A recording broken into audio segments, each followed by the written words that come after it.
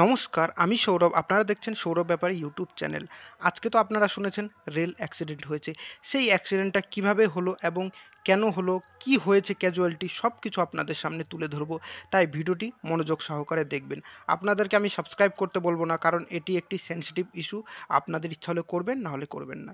দেখুন, পিছনের ডাব্বাটা কিভাবে উপরে উঠে গিয়েছে, তাহলে কিভাবে ধাক্কা হয়েছে বুঝতেই পারছেন। এই ধাক্কাতে ৮ জন মারা গিয়েছে এবং ৬০ জন কিন্তু আঘাত পেয়েছে।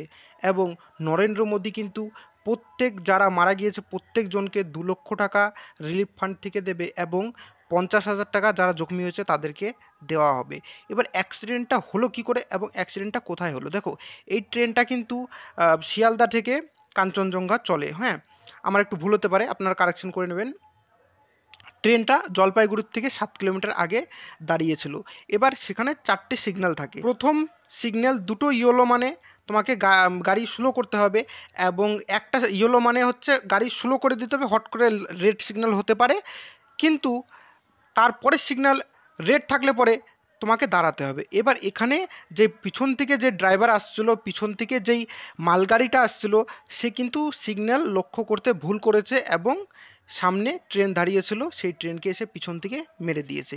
কিন্তু এখানে আরও ক্ষয়ক্ষতি বেশি হতে পারতো কিন্তু, কারণ ক্ষয়ক্ষতি বেশি না হওয়ার পিছনে কারণ ট্রেনটি দাঁড়িয়েছিল এবং যেই বগিটা দেখছো উপরে উঠে আছে, এই বগিটাতে কিন্তু পার্সেল বগি। এই বগিটা যদি পার্সন থাকতো তাহলে কি হতে পারতো ক্যাজুয়ালিটি, একবার আপনারা বুঝে নিন।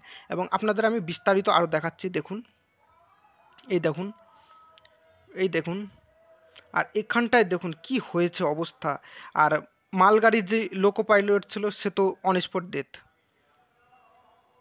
আমি একটাই কথা বলতে চাই এই ব্যাপারে, যে এই কিছুদিন ধরে দেখছি খুব পরিমাণে ট্রেন অ্যাক্সিডেন্ট হচ্ছে। সত্যি এর উপরে কিন্তু সরকারের ধ্যান দেওয়া দরকার। যে কবচ টেকনোলজি, সেই টেকনোলজি বলে নিয়ে চলে আসা হয়েছে, তাহলে এত অ্যাক্সিডেন্ট কী করে হচ্ছে? কবচ টেকনোলজিতে শুনেছি নাকি যে এক পাটলিতে দুটো ট্রেন যদি কাছাকাছি আসে তাহলে পরে অটোমেটিক্যালি ব্রেক লেগে যায়।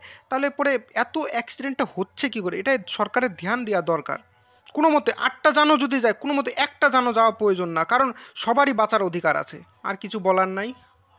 যারা এই অ্যাক্সিডেন্টে ক্ষয়ক্ষতি হয়েছে, দেখা যাক তাদের কি সরকার দিতে পারে, কিন্তু আপনজনকে হারিয়ে সেই জিনিসটা পাওয়া যাবে না। যাই হোক, ধন্যবাদ ভিডিওটি দেখবার জন্য।